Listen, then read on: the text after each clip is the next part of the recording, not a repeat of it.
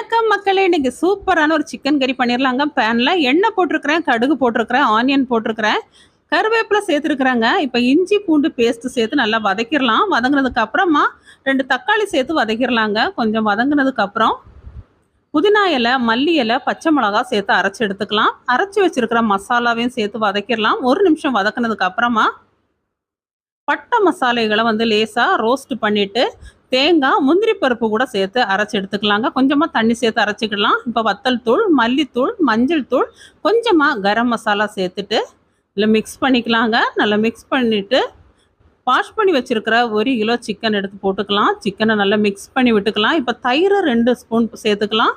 குழம்புக்கு தேவையான உப்பு சேர்த்துக்கலாம். உப்பு சேர்த்து மிக்ஸ் பண்ணிவிட்டு ஒரு 3 நிமிஷம் வேக வச்சிடலாங்க. 3 நிமிஷத்துக்கு அப்புறமா அரைச்சி வச்சுருக்கிற பேஸ்ட்டை சேர்த்துக்கலாம். 1 கப்பு தண்ணி சேர்த்துக்கலாங்க. இப்போ மூடி வச்சிடலாம். ஒரு 7 நிமிஷத்துக்கு அப்புறமா நம்ம சூப்பரான